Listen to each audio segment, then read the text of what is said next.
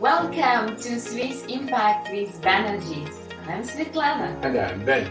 In Season 2, we will be traveling around the globe, out of Switzerland, and bring amazing leaders from businesses, thought leaders, political leaders, of course investors and experts. We're working at implementing and realizing all the United Nations Sustainable Development Goals, better known as SDGs. And they are also making profit. Hello, I am Amina Gurib Fakir, and I'm the 6th President of the Republic of Mauritius. My name is Parvati, and I'm a musical artist and the founder and CEO of Parvati Foundation. I'm Michael Lichtenstein. I'm an entrepreneur here in Liechtenstein. I'm running on one side financial services company.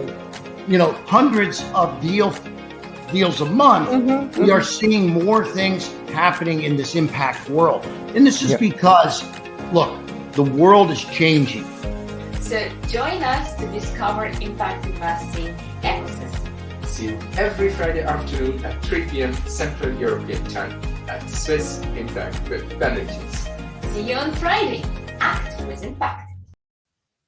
Good morning, afternoon, and evening to everyone.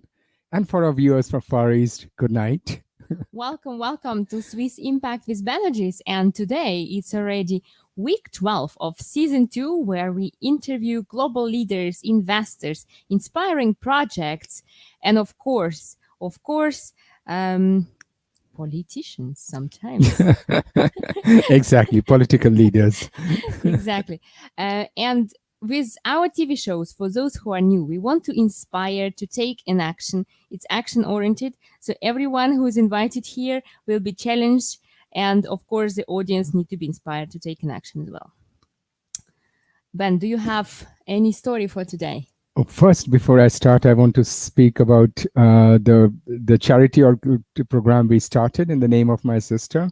It's doing quite very well. Thank you for all those who are supporting. So we are helping people all over India, especially in the rural areas and in the villages against COVID. So any help anybody can give is most welcome. The details you can find on the website camomile.ch. That is camomile.ch. So thanks a lot for everyone who already donated, and it's really appreciated by all who receive the help. So thanks a lot for that. And now you wanted to know the story. So now the story, yes, please. so today, as you know, many times in the past, I have spoken about the negative impact of climate on the climate because of eating meat. Well, apparently, the European Bureau of Statistics of the European Union came out with a report, I think, this week. They summarized and they recommend that EU is doing too little to limit the consumption of the meat of its citizen if it wants to keep the Paris Agreement. So EU has invested, in fact, more than 100 billion euros in the agriculture policy between 2014 and 2020. Half of this expenditure is on the carbon change, but it seems nothing has happened. The greenhouse gas emission has not gone down. It has in fact gone up. So I would ask the taxpayers, as a taxpayer, I would ask the question, where did that 100 billion disappear, and which lobby group influenced the disbursement of this fund? Well, I've heard also that, in fact, the European policies have had the opposite effect. For example, while it is known that cattle farming is responsible for nearly 50% of greenhouse gas emissions from agriculture, there are no policies in place to reduce that. And in fact, European money has been used to advertise and promote consumption of meat and dairy products. So its consumption doesn't reduce at all. It hasn't. Yeah, exactly. And just one unfavorable statistics which adds to it is that an average EU citizen eats 66.4 kilo meat per year. Oh my God, I weigh much less than that. and which is again differing from country to country, and West European countries like Netherlands or Germany eat even above this average.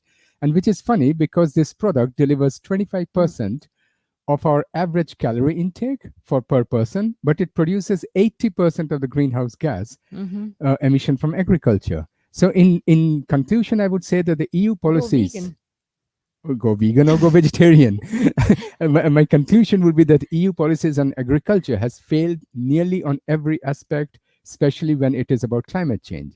And in fact, these wrong policies have helped to increase the CO2 emission. Question again would be why these wrong policies are in place, and it really should be investigated. Who are the groups behind it, and which political parties? You love investigations, right? And some funny cases like that. But going forward, actually, European Union is now putting forward more than 400 billions for the coming 6 years. And once again, the environment and climate is the center. But I'm afraid that, there won't be any different results unless the implementation and policy mistakes of the previous events, like you say, wouldn't be properly investigated. So, and then we also learn and wherever necessary, correct our actions so we can achieve something new instead with these 400 billions. Exactly. And now we start with a new. so you have started nowadays making very cool videos. So maybe if you can show one of the videos on why impact investment is important for our planet and people. Sure. Yeah, let's see that. So what is impact investing? The definition, which is provided by Global Impact Investing Network and recognized around the world, is the following. So it is investment which generate positive social and environmental return beside financial return. And of course, it must be done with intention and the impact must be measurable. Okay, but what is the market size? So around the world, currently, more than 800 billion US dollars are already invested in this topic. And if we go a little bit deeper, right? So what kind of companies do investors, impact investors, invest? So it is so-called, of course, social enterprises. But important is that they are, first of all, financially self-sustainable. They do create and measure impact. They are innovative and disruptive. How on earth you are going to combine high returns and impact otherwise if you are not using modern technologies or if you are not using innovative business models, right? So you must be innovative and disruptive. And last but not least, those companies are scalable. So we are talking about companies which are possible to scale up maybe in terms of one city or country, several countries. But don't forget that we don't want to scale unreasonably, and it's very important if you are a social entrepreneur to think about how big you want to grow. And last but not least, how are impact investments related to sustainable development goals? For those who are new, so sustainable development goals were defined by United Nations in 2015, and more than 17 goals, they are behind 169 targets of the social, environmental, and economical goals for the whole society, which we want to reach by 2030. And the fun part is that actually nowadays, impact investors, impact investing funds, and entrepreneurs are applying SDGs as a framework. So basically, SDGs are the impact themes, which makes our life easier. So if you are into climate change or if you want to contribute towards accessible education, goal number 4, then you put it on your pitch deck as a project, for example, so investor would find you. Thank you. That was a cool video. So we should really speed up. So as our viewers remember that last time we brought, or I think a couple of weeks back, an investor of renewable energy and a renewable energy project owner together. We tried to marry them. Exactly. We tried to get them together. So today we bring a managing director of one of the most experienced and successful impact investment fund and an European project owner who is very active in Africa, bringing changes to the lives of millions and also making good return on investment. And as we have spoken also earlier, there seems to be a communication issue. For example, in our sector of impact investment, if you see, the governments are saying that they cannot realize the SDGs without the support of the private capital, and the private capital is saying that they need the support of the government. Same is happening with the projects. On one side, you have investors who are having difficulty in finding really good projects, and on the other side, you have project owners who can't find the investors. That's completely true. So today, we are going to have an experienced impact investor and the project, as we already said. And with this, I'd like to welcome our guests. So please, Els Boerhof and Johan Frössling, welcome to the show.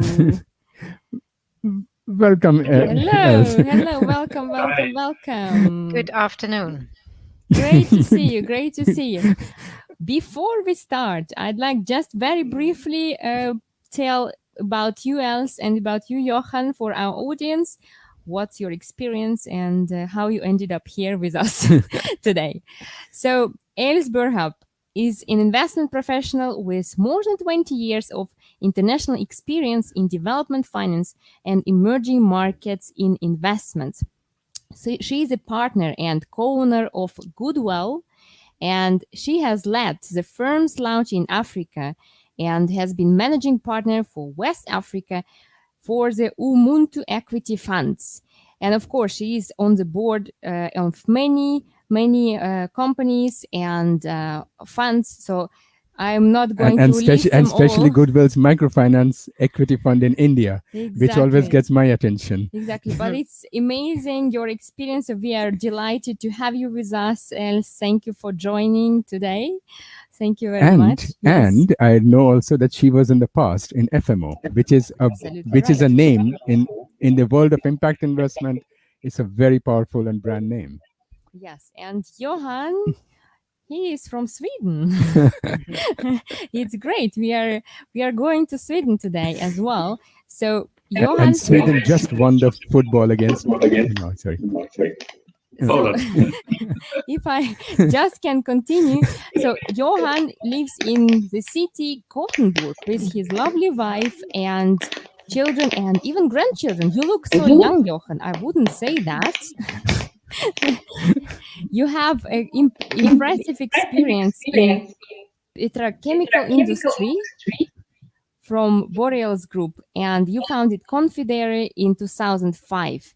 You have also a lot of experience as a consultant and dedicate your current project to Africa. So you are traveling in between London, Johannesburg, and Sweden around. And of course, now you are trying to get your project into life and make it fly, the Dynamis investment partners. But you will tell us a bit more yourself. Exactly. So, Els, can you please tell us a little bit more about yourself, which we missed, and your organization, Goodwell? Yeah, I think you captured pretty much the highlights of me personally. Goodwell, my organization, is far more interesting. We've been around since 2006. We are an impact investment firm focused on inclusive growth. So we really focus on businesses that serve people in the base of the pyramid in Africa and India with basic goods and services. That's what we do. I'm a development economist by education. And yes, I've been active in emerging markets for over 25 years already. Time flies. It's all I've ever done. Thanks, Els. Thanks so much. And Johan, could you also please introduce yourself and briefly say what I didn't say before? And your project. Thank you so much for the very good introduction. You said most of it. Yes, I am a chemical engineer.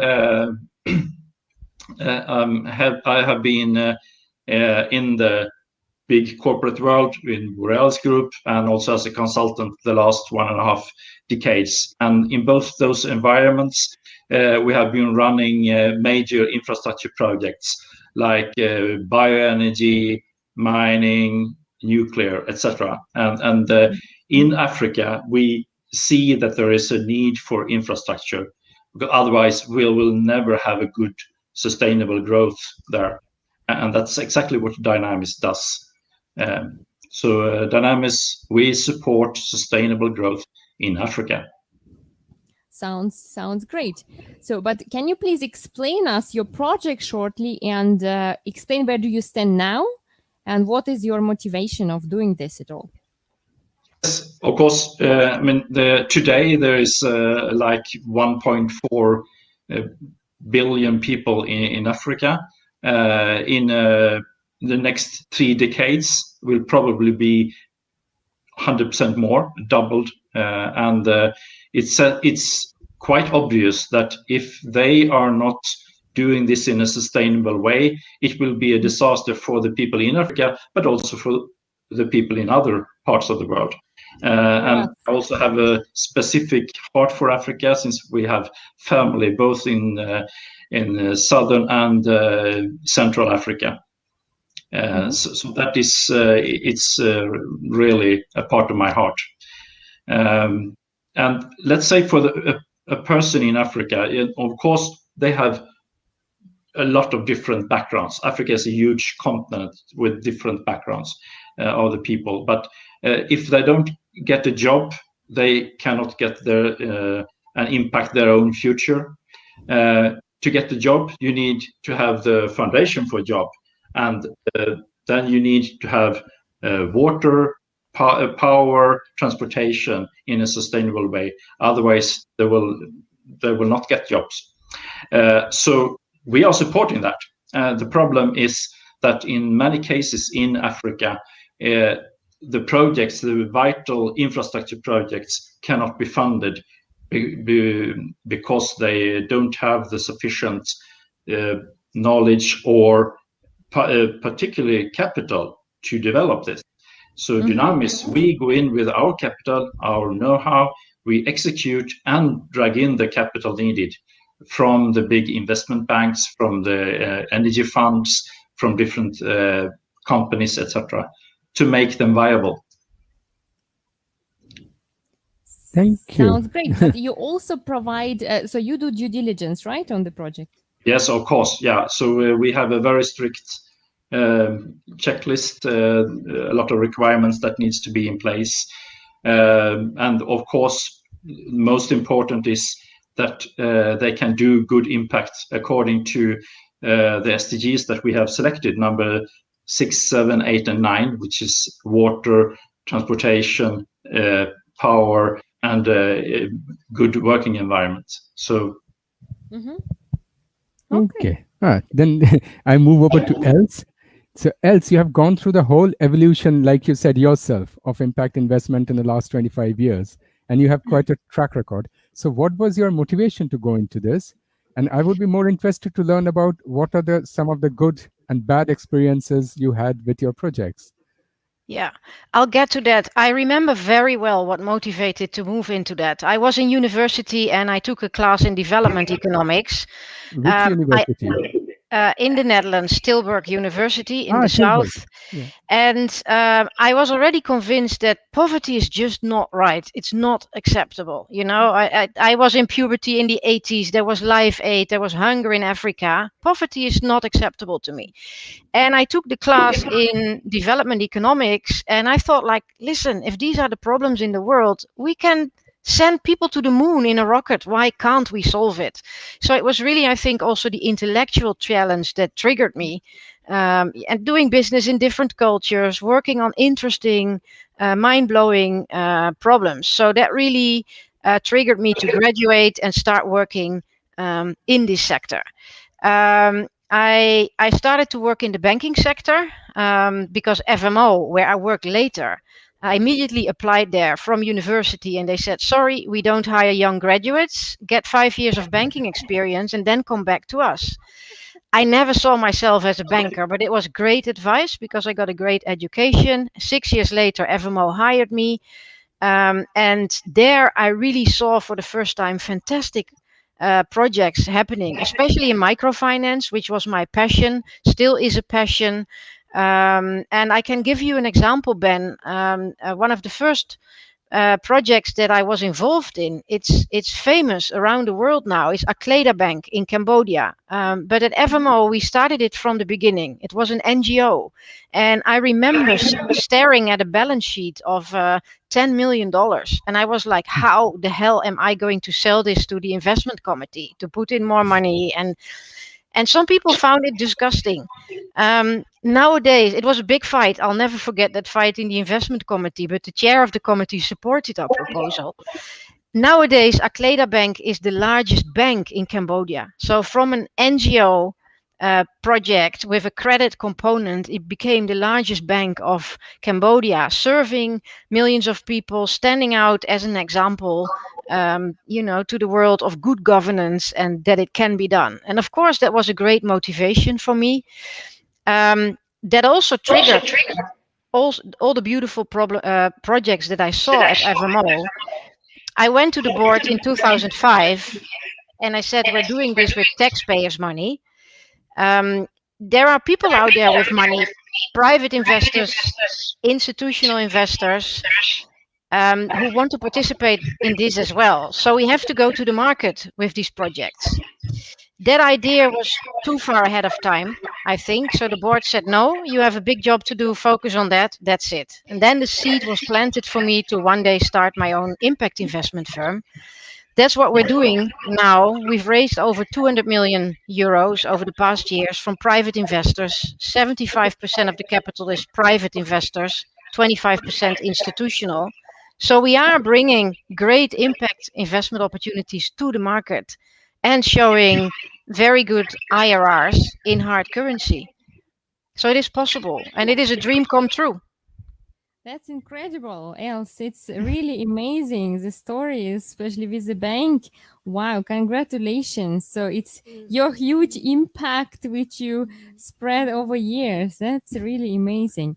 There was a little echo, isn't it? Yeah, there is an echo. Somebody... Els, could you make sure that your phone is not close or not also linked to the StreamYard? No. Yeah.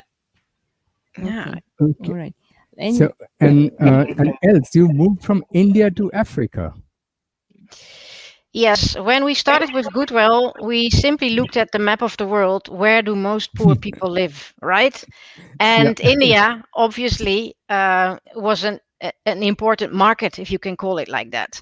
But our investors of the first hour also wanted us to go to Africa, clearly. So from the outset, it was India where we would start first, and then we would move to Africa. That's what we did. But India has been an enormous success. When we started investing there, it was off the beaten track. There were not many people out there. So timing for us was good. We could invest in a lot of wonderful projects. And when the majority of investors came, we had enough exit opportunities. Right now, it's so busy in that market with so many people doing a good job that we felt like our role is to be first movers.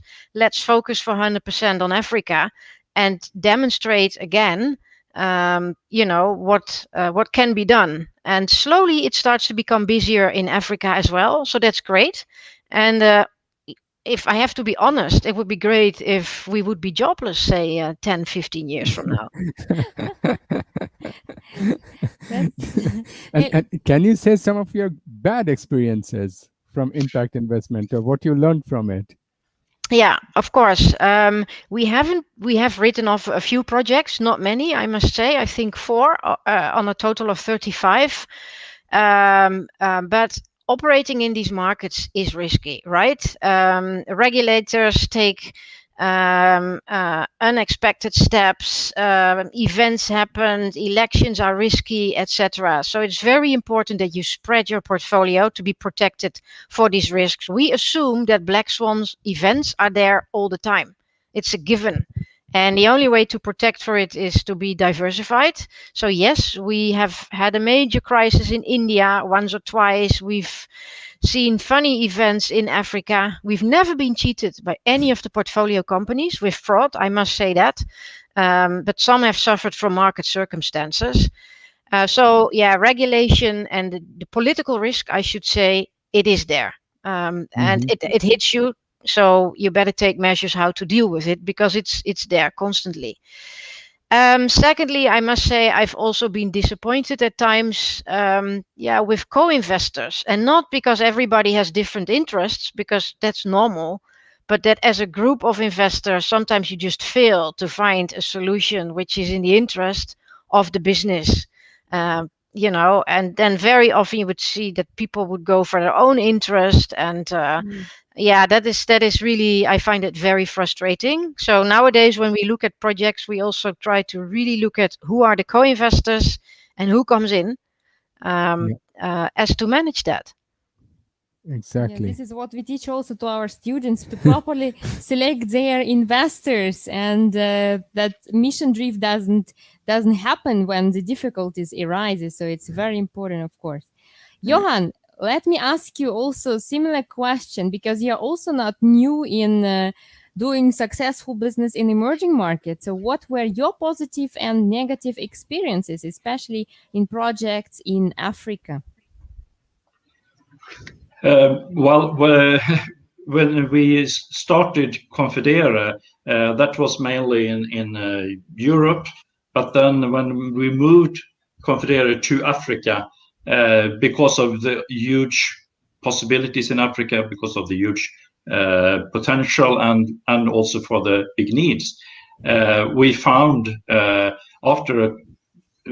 we found a lot of good people, and they are well educated, but the capital was lacking. So we saw that there is a fundamental systematic error in the financing market in Africa, and that is what we are going to solve. So with our capital and with our risk, and Els was describing very well about spreading the risks. Of course, you need to do that, otherwise you cannot be sustainable. If you go all the way in with everything in one country, and then they have a bad election, or they have some turmoil there, you may lose all your money, and that's not sustainable. So we need to spread our risks. So being both holistic, have a helicopter view, at the same time that you are doing the local business with the local people. That is the secret, I think. And being focused and curious, and have a drive. And how Dynamis is different from Confidere? Can you explain for our viewers, for those who don't know exactly the connection between these two?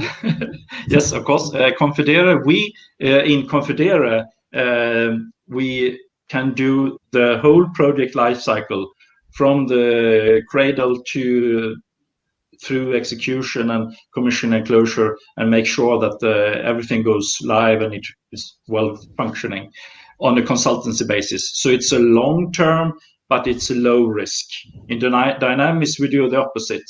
We focus only on the feasibility study, making the project viable, bankable, get our return, and put that return into new projects. So we have a very high velocity of the capital, which is our success mark. High velocity of the capital, at the same time having a low risk. And of course, doing the impact. Otherwise, it will be totally in vain.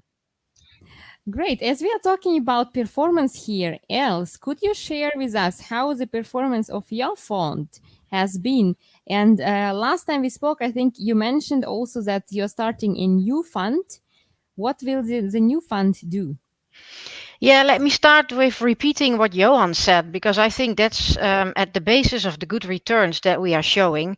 We invest in local solutions for local problems. So really with African entrepreneurs, because they know best what the right solutions are for Africa. And far too often you see firms, fly in, fly out investors thinking they know it all. That's not how it works. So we do that too. You would see for our funds on average net IRRs, so after deduction of management fees and everything, in euros of 15 to 20% annual. That's a very decent return, I would say. Perfect.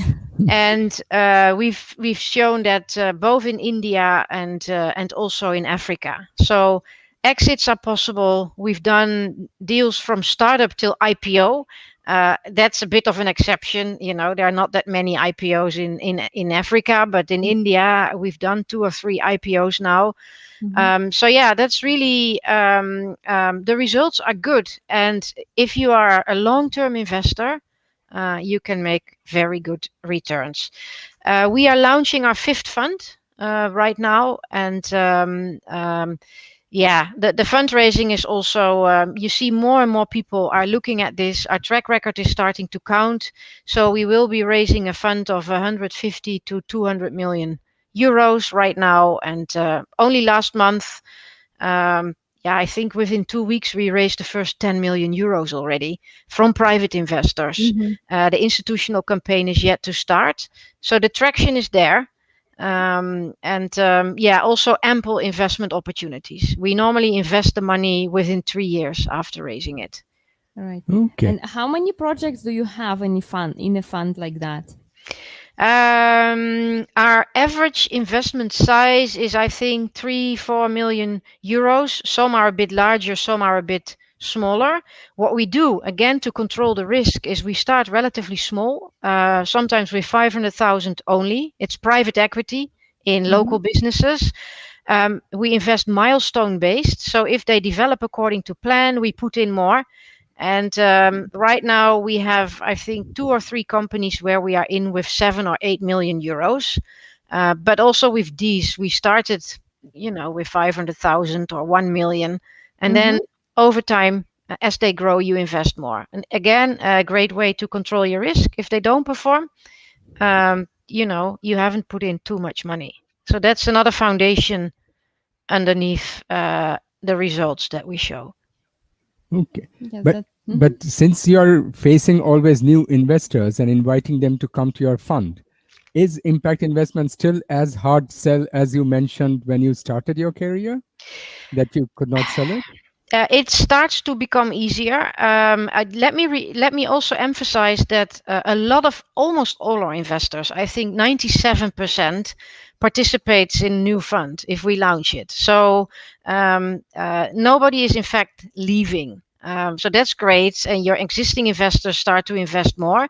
And yes, then you need to find new names, and slowly, not as fast as I would like, but if you're talking about institutional money, it's a conservative world. Regulation is, in my opinion, not encouraging, at least not in the Netherlands, institutional investors. No. So it is still slow, but with a track record like us, it becomes easier. At the same time, what hinders us, deal sizes in our segment, maybe not in Johan's sector in infrastructure, but deal sizes are relatively small. Institutional investors have big sums of money to invest, and they are looking for very big deals. And there aren't that many on the continent yet.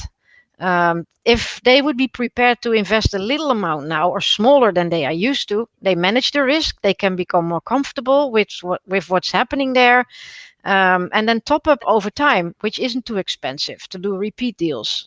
But one way or the other, they prefer to invest in funds with a minimum size of 500 million euros because they want to invest minimum 50 million euros in the fund, have no more than 10%. And there's still a mismatch between the ideal world of the institutional investors and what's happening on the ground. Yeah. Absolutely. We also hear, in our everyday working lives, that investors are looking for projects and projects are looking for investors. This is why we created the platform Chamomile, to connect them. So, Johan, in your experience, how is it happening? Like with Confidere, with Dynamis now, how is it happening? Do you feel like it's difficult to find investors, or they are there around the corner? So, how is it happening for you? If you had asked me 16 months ago, then I would say that we were going to succeed. Then COVID came, and then a lot of investors disappeared, of course. But there are mainly 3 different obstacles for us entrepreneurs, and where some investors have wrong perceptions or wrong ideas of what they should do. One thing is that a lot of them are searching for quick wins. If I just find the right tech company, I will be a billionaire. Very good. I want to have only that. Or they are looking at too narrow geographically or to a too narrow technology sector, and that doesn't work either. Or they have just been fed with bad news and bad media about Africa, only hearing bad news. And if they have not been to Africa and seen all the progress and all the enthusiasm that is there, then I think that they would be much happier to invest in Africa, because Africa is the future. Right. But how much are you looking for Dynamis? What do you need to get going? The limit is £3 million, and it doesn't seem to be too much. And I recognize the problem that Els is describing. In some funds, they say that no, the minimum ticket size is 20 million. so that can be a problem, of course. But I'm very confident that we will find these 3 millions in really short time frame. So, Els, I would like to know something of your personal opinion. So you come from Netherlands, just like me, and which is one of the most advanced nation in the sector of impact investment. And we have very progressive government regulations. Then please explain, why is the Dutch pension fund still one of the largest investor in companies like JBS, which is destroying the rainforest in Amazon, or in rainforest in Indonesia? Yeah, that's hard to answer for me, Ben, because I also don't go to the meetings where they make these decisions. I'm a bit critical of the environment and the regulator here in the Netherlands. I think they're not so encouraging. We are leading because we had a few enlightened people in the 70s who founded Triodos Bank or ASN Bank, which are green banks that have been around for a long time. A lot of ex-hippies started banking there, and nowadays, any regular person knows about this and can open an account there. So that's great. We have first movers. The Dutch are pragmatic in general, so that is all encouraging. But I think the regulator is too conservative. If pension funds want to move into alternative assets in Africa, the regulator expects the people in the board of the pension fund to be able to explain why they made this investment and what the details are. So, and then you are impacting upon people's, personal reputation.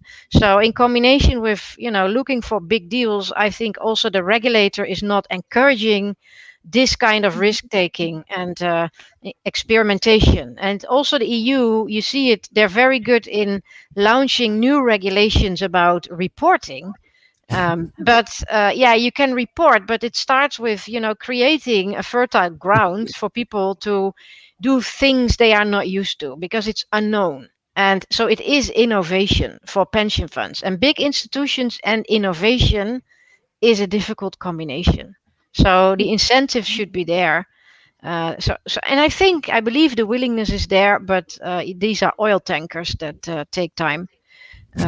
But I'm positive, otherwise I would no longer be in this business. And we receive calls, we talk to institutionals.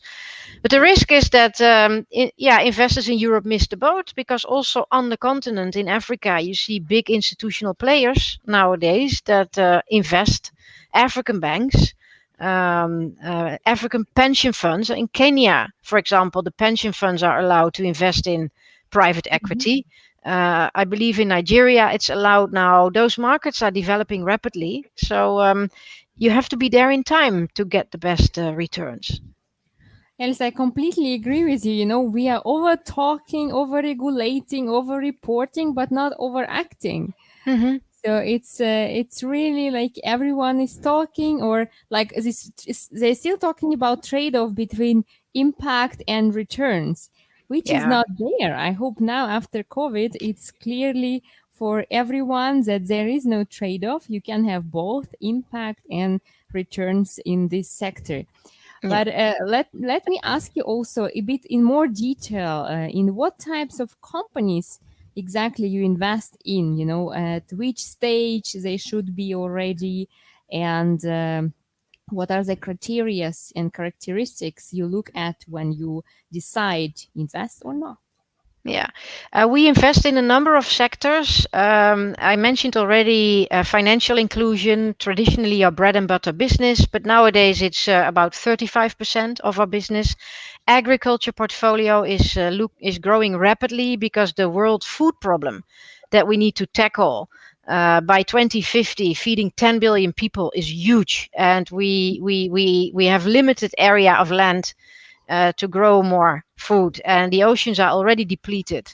At the same time, there's a lot of food loss, post-harvest losses in Africa, which are quick wins if we invest in mobility, in logistics, infrastructure, as Johan is saying. So in Goodwell, we also invest in mobility and logistics, and other sectors of interest are health, energy, and education. We invest in Series A and B typically, sometimes pre-Series A, so relatively early stage. We have also invested in Series C rounds, but that was for companies that we have been investing in since the Series A or the pre-Series A. So relatively early.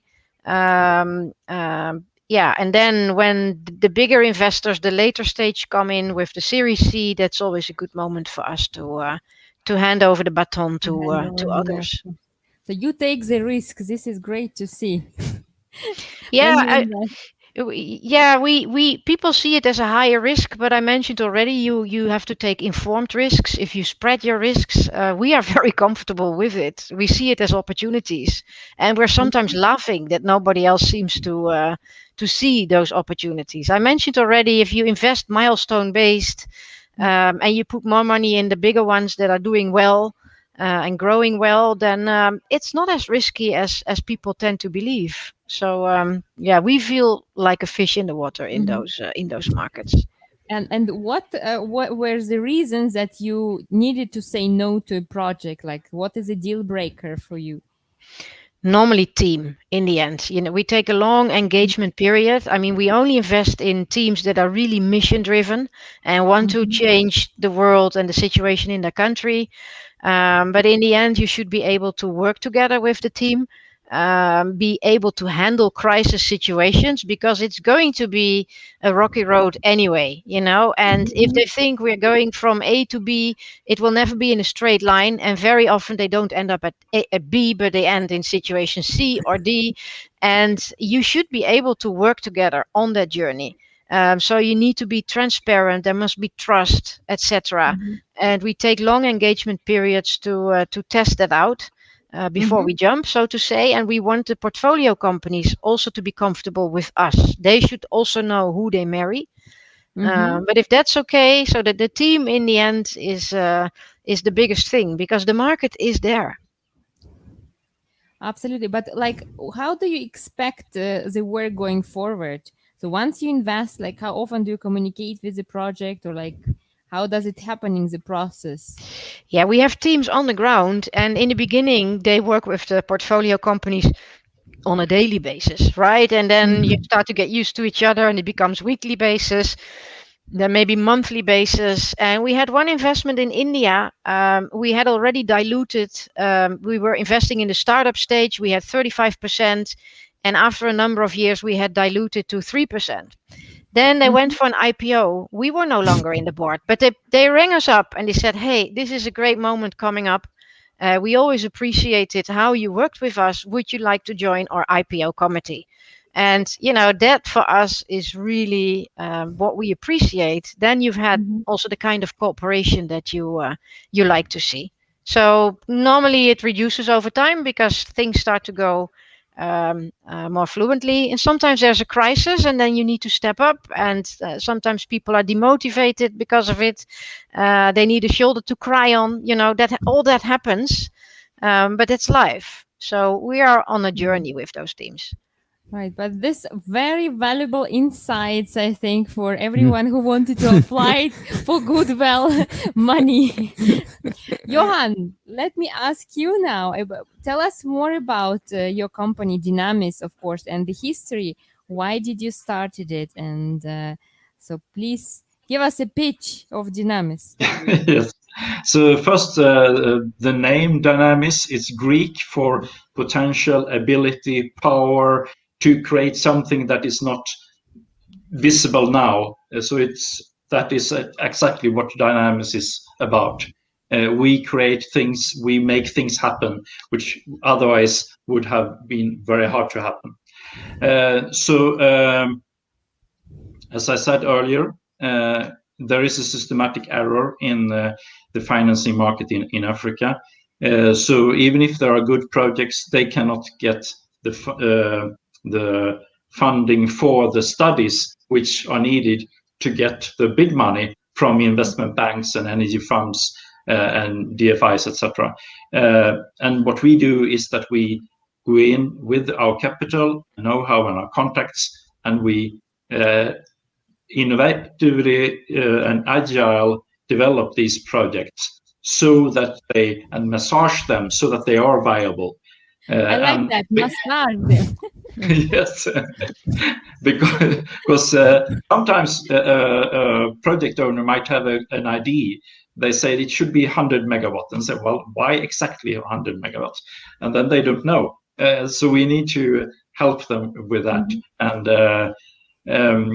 then when we have attracted the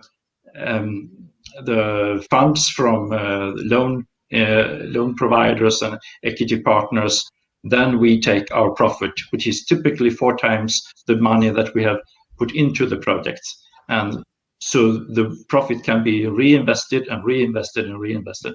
And that is why the comparably low amount of £3 million can make a huge impact. So with that little amount, in the next 4 years, we will attract $1.8 billion in loans and equity, and providing power, electricity power for 9 million people in sub-Saharan Africa, raising their average GDP with $1,000 per capita.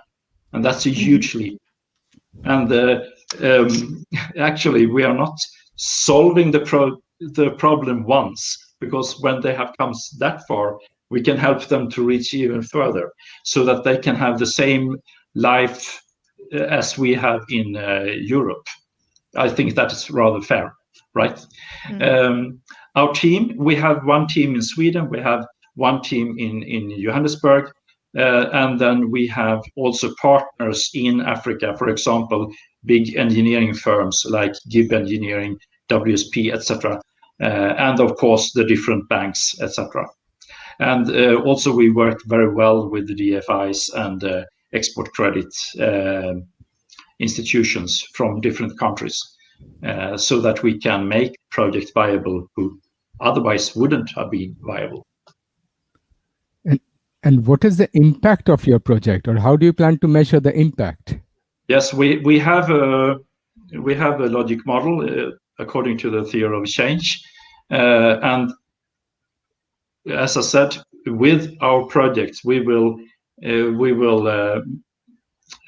provide power 200 kilowatts hour per year per person for 9 million people. That will automatically, more or less, give more growth in that region, and with that growth, they will have better health care, better food, less time to go to their job in the morning, etc., etc., etc. So we will actually change the lives for millions.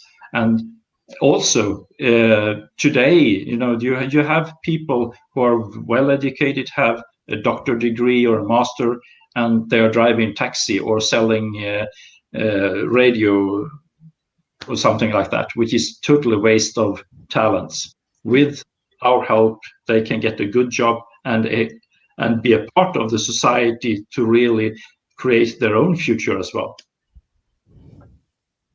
Okay.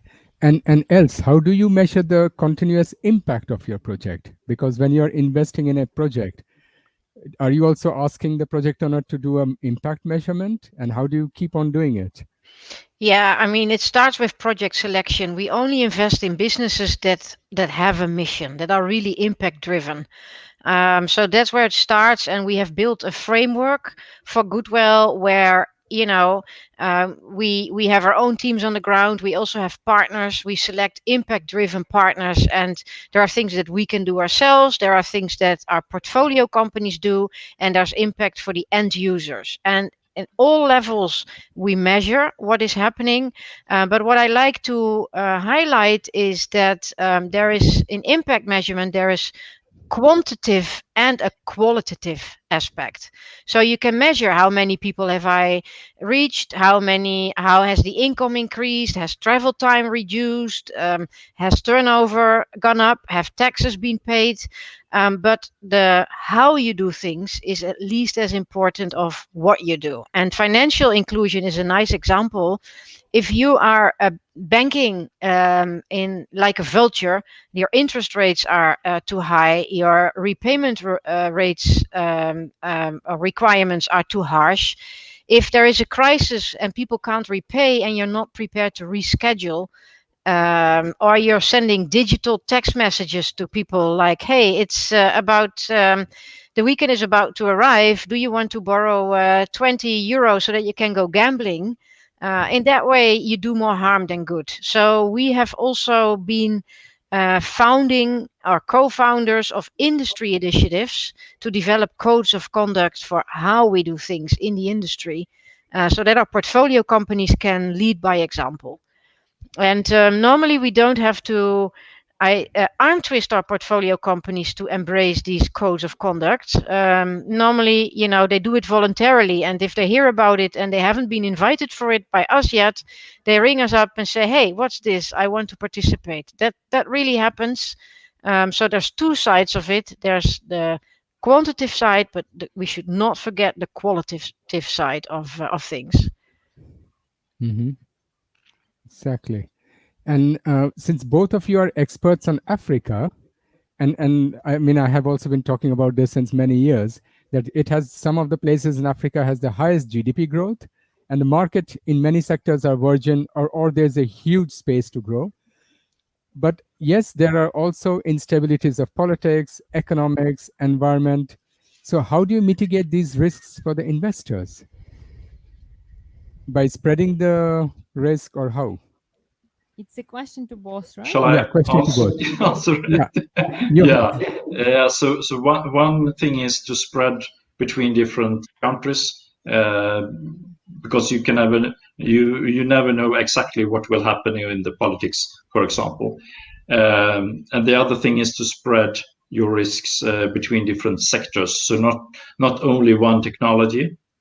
And the third one is to be very thorough when you follow the project, when you do the development of the project, so that you find these early signs that no, this will not work out well, so that you can mitigate before it becomes a problem. And sometimes you just cut the funding and work on other projects instead, to be able to work on the things that has a future. Yeah, only one thing to add there, because I fully concur with what Johan is saying. What we also see that social impact, or impact, I should say, and risk management are two of the same. Because if you're doing the right thing, you're doing what's really needed, your risks are a lot lower. That's what we see. Because if you invest in goods and services that are always needed, even if you have a black swan event like COVID-19, like what we had, because we invest in basic goods and services, these flourished during COVID-19.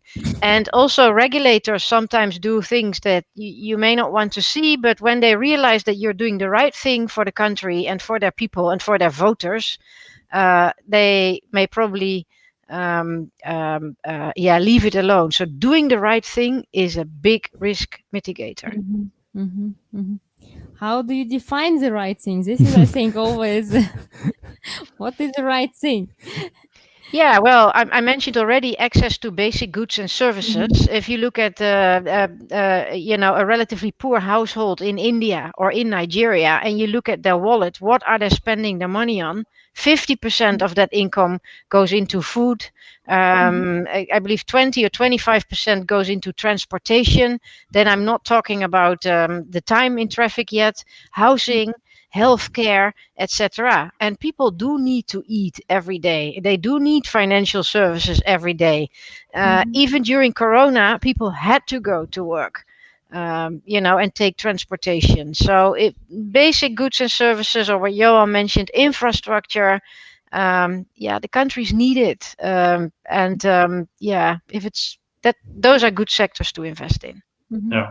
But I think it's Another thing is to balance between private and public project owners and public and private money and customers, because all the countries, 54 of them in Africa, are different.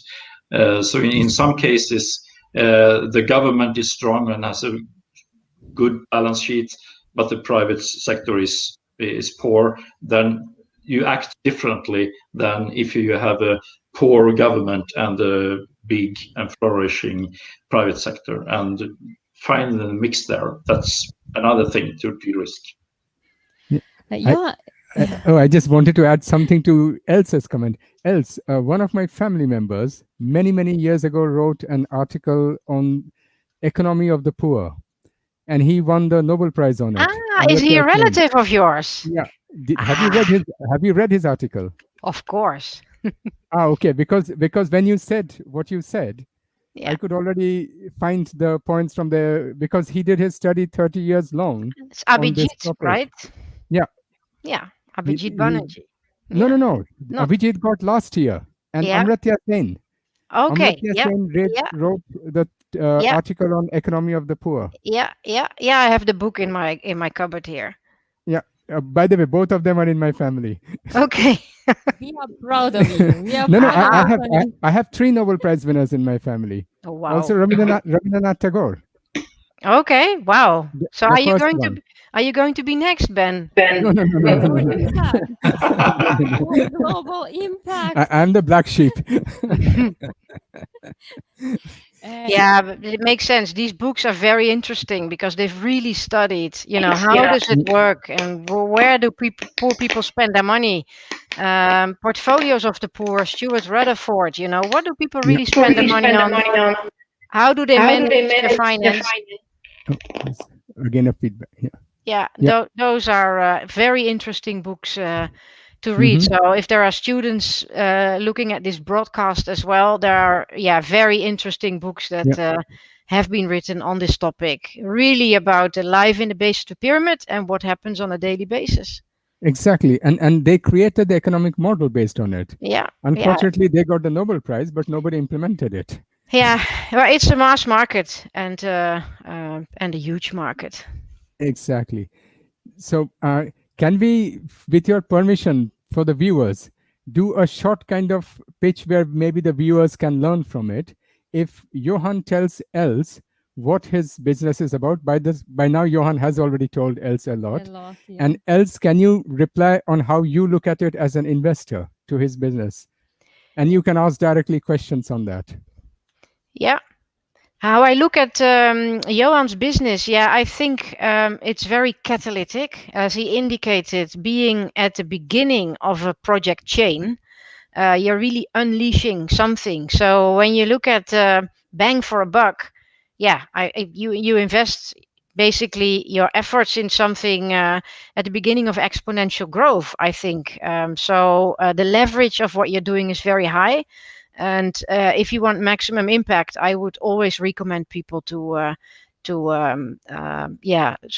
be early stage, because that's when it is the hardest, and that's where the real projects are born, and we need more of them. A question to Johan would be, what has been your biggest challenge in growing your business and doing what you do? Where did you really have to push yourself hard to get it done? I think the biggest challenges are perceptions, mainly from European people and investors about Africa. Still when we talk about Rwanda, and Rwanda is one of the countries, as you know, on the African continent with the highest growth rate and very good stability, a very low crime rate, etc. People say, well, don't they have a war there? Yes, that was 27 years ago. A lot has happened since then. And, with bad perceptions and bad misunderstandings, it's much harder to do a good work. So that's my biggest challenge, I think. Okay, thank you. Any other questions to Johan else before you would invest? Yeah, Johan, where do you hope to be 10 years from now with your business? Yeah, we have, of course, a growth plan. And let's say 2 or 3 years down the road, we will have a choice how we will grow in a more to be even bigger and make even bigger impact. Either do more projects, or that we do bigger projects, or that we take a stake in the projects. So it's very important that all the shareholders that they agree with that change, because it will mean different risks. And I think that after we have done huge impact in Africa, I think that there is similar need in Latin America and in parts of Asia as well. It's just that we don't have the knowledge there yet. Okay, and which countries are high on your wish list in Africa? Oh, there's a whole bunch of them. Let's say a dozen of them. 2? Let's say, yes.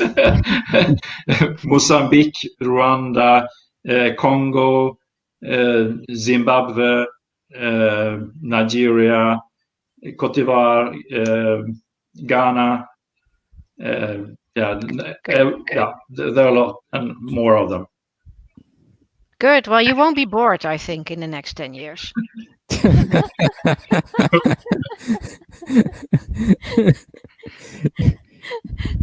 That sounds good. But Johan, I mean, what else should we know about your project?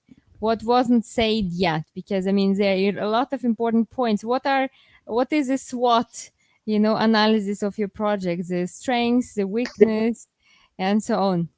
I'm more interested in the threat. So what would the investor see as a threat or a risk for investing in the project?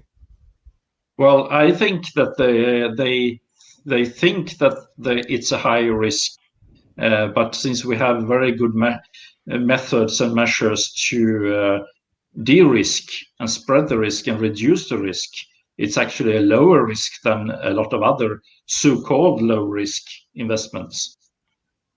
Then, of course, there is a lot of things information to share with Els, but that is our own IP, which I cannot broadcast over the whole world. Yeah, exactly. Then I understand completely. Now we are slowly going to NDA, no? No, but it was very interesting to see also how very cautious, both of you, Yeah. The marriage is not happening right away with projects and investors. This we understood already. Exactly. Right? But from the viewer's point Never of view, on the first date, or what you say. That's also boring. You need to take time. You shouldn't be reckless. It's a long-term business. I think that's the same for Johan. Long-term business, and you better invest time in the beginning than spending a lot of being disappointed later on. So and the engagement period is nice. You can date with many projects, and you only have funding for a few. So in that way you can make good choices.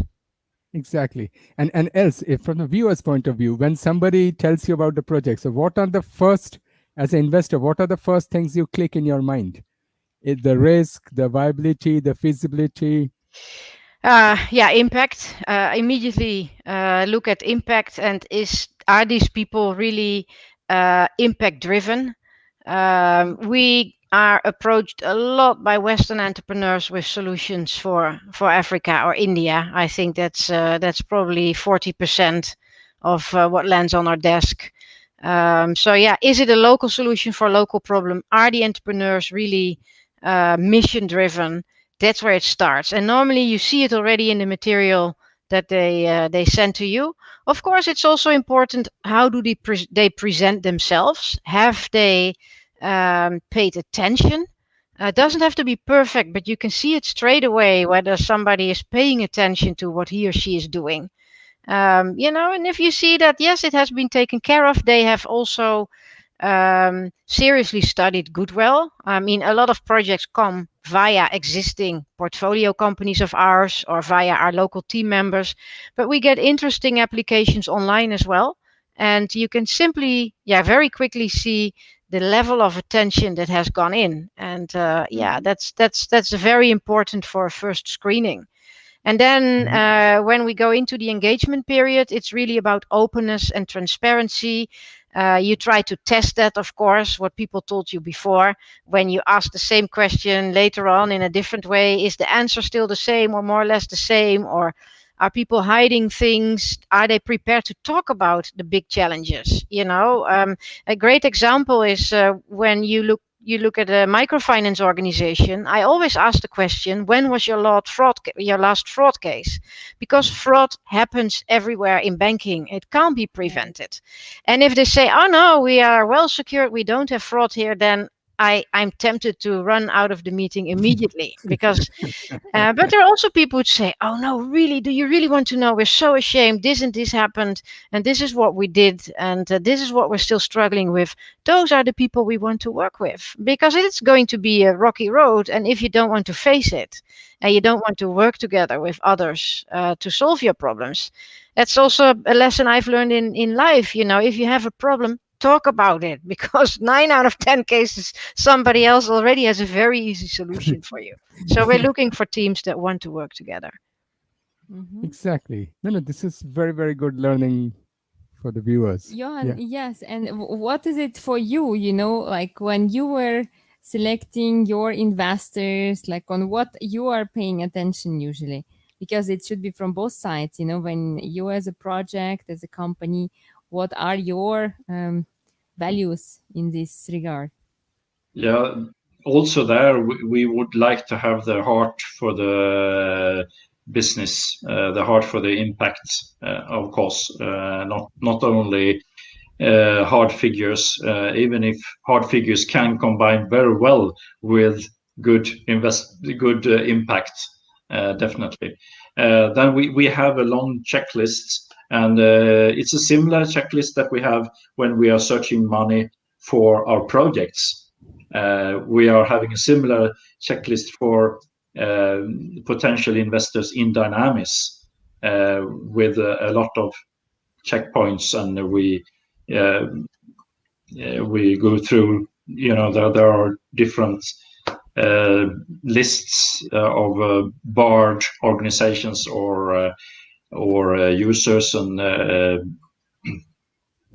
we also have our own network check that we check with embassies, we check with Chamber of Commerce, we check with and of course hopefully physical meeting. That is a little bit trickier now with COVID, but when you meet people in person, it's easier to feel what they really think and what they really have in mind. Mm-hmm, yeah. Mm-hmm. And how your experience has been in terms of like you already selected some projects in Africa, right? So you have a pipeline. How did you do that? Online? Yeah, we have a pipeline. Or you were there physically in Africa to select the project which you want to support? We have a pipeline of about a dozen of project candidates. They are not selected yet, but they are candidates of different degrees, let's say so. We go in the old world when there were a lot of fairs and exhibitions and so then it was easier. We also go on business delegation trips together with other exporting companies. We have a network with partners in Africa. We also get IDs from different embassies, etc., etc. And also with some of the vendors, then when they have a potential customer, they can route that customer to Dynamis, and then we get a good project ID in our lap, so to speak. And but of course, always check, because not all the projects are good projects, but we can make more of them happy. But are you one, like Els mentioned, an European who is sitting in Europe and has a brilliant idea for Africa, or you are also having people on the ground in Africa, having people there, working with local people there? Yeah, of course we have people. We have a team in Johannesburg, and then of course some people say that Johannesburg is not real Africa. I don't care about those people, but we have also people in Mozambique. We have people in Rwanda and other different partners in different countries. And I personally have not visited more than 11 countries, I think. But I have partners who have been in 35 countries. So that's a little bit more. That's impressive. Yeah. You should know. You should ask Els the same question. She has lived. She lives nearly in Africa half of her time. Yeah, I've also worked in Joburg in the past for a while, and Johan, I agree with you. South Africa is definitely also Africa, and it's one of the countries in the world with the highest level of inequality. So we're badly needed there, and also in your sector, infrastructure. There's a lot of things to be done there. Just coming back, Ben and Sveta, to your question about what do you look for. One thing I'd also like to mention is a good business plan, of course, right? Yes, it starts with impact and what are you doing, but there must be a good business plan, well thought through, realistic. At least have some scenarios and something we can talk about, and so the business plan has to be good, and we also prefer entrepreneurs that have gone through some sort of crisis already, because we want to see people with staying power, and you learn most from your mistakes. So it's a safer investment if people have been very close to the situation already, where they had to turn off the lights, for example, or turbulent markets. So people who have been in the trenches have a preference for us. It's like in relationships also, no? When you go together through some turbulences. Yeah. Then, yeah, exactly. Johan, I also wanted to ask you, because we've heard how Els could get into impact investing quite very early. It's the life stage. How did you know about impact investing, and how did you get into this sector at all? I would say that we had the strive and the ideas before we know that there was something called impact investment.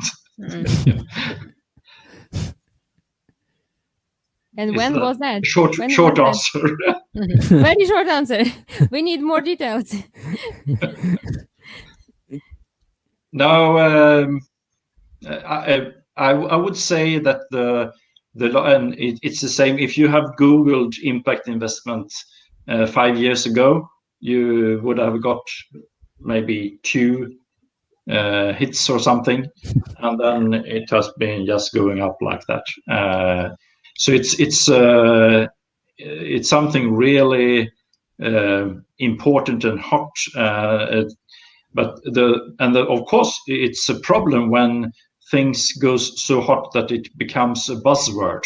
So in some cases, people just have okay, let's put that sticker on our business, and actually they have not changed, or they have not really put their minds or their heart into it. They just rebrand it, and that's not good.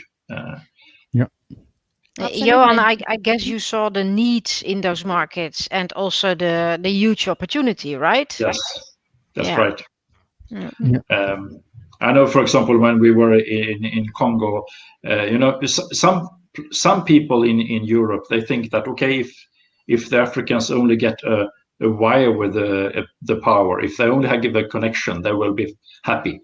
Yeah. No. But in a lot of cases, you have a connection, you have a water pipe, but it doesn't come any water when you like, or you put the power on the stove and it's lukewarm because the voltage is too low. Yeah. So you can't use it. So then people will use charcoal on their backyard anyway and get fumes. So it's totally useless.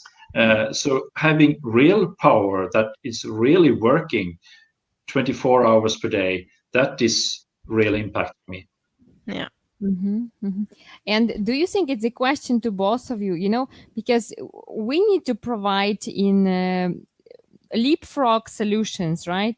Not the things which we are using here in Europe or US, because otherwise we will create even more climate change problems and so on. So Johan, is your project enabling also this leapfrog for Africa? And else, how do you see that? Like, do you only select the projects which are enabling this leapfrog, or also still old kind of solutions? By leapfrog, you mean climate positive technologies, innovation? Yeah, exactly. Social, you jump over some of the steps that we have had in Europe. Absolutely. Yeah, in some of the cases, we are doing the same things, new leapfrogging. In other cases, for example, we have a city development project in a place, and there we have the chance to do things right from the beginning. So we can have electric buses directly instead of going all the traditional way, which is not sustainable. Yeah, perfect. Yeah, on our side, I think especially in financial services, we have been leapfrogging massively. We invested in mobile payments in 2010, not because it was called fintech, maybe that word hardly existed, but because it was needed. And Africa had no bank branches, and in a country, in places without infrastructure, without electricity, without roads, you can't build a bank the traditional way with 600 branches spread out over a country. So mobile payments with a network of agents spread out over Nigeria was a logical thing to do. And that's why we did it. And nowadays, also in the Netherlands, last week, there was again another big deal in the fintech space in mobile payments. Yeah. It's very recent that these deals are hot here in Europe. And 10 years ago, when we made our first investments there, nobody really understood it. But okay, that's fine. So this was really leapfrogging. But in agriculture, for example, I mentioned it already, we are very interested in reducing post-harvest losses and improving mobility and logistics locally. That is not sexy, but it is just focusing on the low-hanging fruit, food that is produced already, but which never reaches the market. So we're not in high-tech agriculture doing new things, but in agri, it's pretty basic. Invest in processing capacity locally, invest in better functioning value chains, etc. So across the sectors, what we do is different. Yeah. Els, can I ask you? Once we had previously a speaker. She's the president of Mauritius, but also a biodiversity scientist, and she's now leading AGRA, that is the Alliance of Green Revolution in Africa, from Kofi Annan. And she mentioned that one of the things in Africa is that Africa has immense different kind of agriculture, foods, plants, and all local and native, and which are really good not only for the people but for the nature. But because of this quick agriculture, these are being destroyed, and there's coming a sort of monoculture, which is being imported or forced or enforced upon them, because that is what Europe or the other continents need. So when you do your investment, do you pay attention also to this, that the local agriculture is kept, or you also invest only in cash crops or monoculture? No, we don't invest a lot in primary agriculture, as I mentioned, because there's a lot produced already. But we have one exception in our portfolio, Good Nature Agro in Zambia, doing exactly this. Having the right variety of seeds, and it can even differ from region to region. What is the best soy seed, or what is the best product to grow there? And you need to rotate crops for soil protection, and there's biodiversity. So this Good Nature Agro in Zambia is an example, and we felt we just have to do it because this is a simple way of increasing returns, fostering biodiversity. It's far more sustainable. So that's why we have invested in a company like that. Okay. Last question, because actually we are running out of time. Both of you, with Europe, with enormous need for raw materials and projects, and Africa, which needs infrastructure, money, expertise, and knowledge, it seems like it should be the perfect match or marriage in heaven, but it seems like it's still not happening. So what is hindering is on the way to do that, to for this to happen? Yeah, I would say it is happening also in Africa, but at a smaller scale. And because it's smaller, many people think it's not so beautiful. But a lot of it is about major changes. There is exponential growth. And right now, the levels may not be that high, but exponential growth is growing very rapidly. And like we've seen in India, I remember 2005, 6, 7, nobody was there. Now everybody is there. I would say it really pays off to go somewhere early, dip a toe in the water. You don't have to overstretch yourself in terms of risk taking, but be sure you are there and you become familiar with what's happening. It's because people also don't know what's happening. It's unfamiliar. So I would really encourage go now, because otherwise you are too late. Africa is the last, I would say, destination in the world that is yet to be fully discovered. And we see it in our own portfolio of investors. The best businessmen in our portfolio are already also co-investing with us directly in Africa. And these guys and girls aren't stupid. So I would say, don't miss the boat. Follow these wonderful entrepreneurs. Sounds great. Johan, what would you say? And what would be your message for our audience also? Yeah, I would say the same as Els. It is already happening. But a lot of the things that is happening is not visible, or at least when you look at the newspaper. And it is happening, and it's happening fast, and we are helping them to do this in a good way, not only fast. So, but the message is go to Africa. So go for Africa.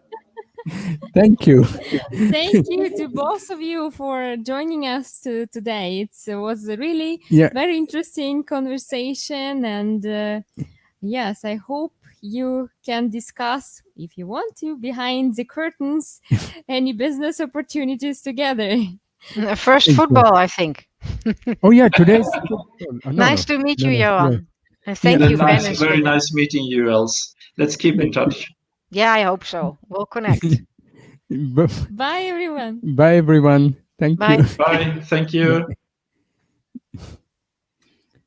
Yes, that was a really interesting exactly. journey again.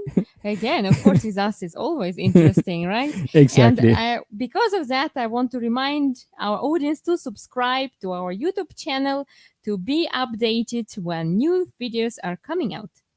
Who is coming next week? Oh, so next week is again quite a similar kind of case, but this time it's a fund which is again being represented by somebody and coming.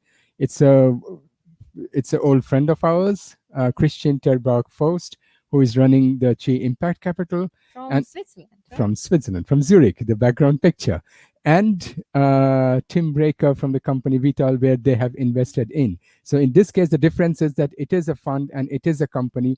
So now we are going to see what they are doing with each other, the investor and the investee. Already married. Yeah, Whoa, exactly. That's interesting. All right. So, then I guess see you next Friday. At Exactly. With Impact. Thanks for watching us. Thanks for watching us. Bye.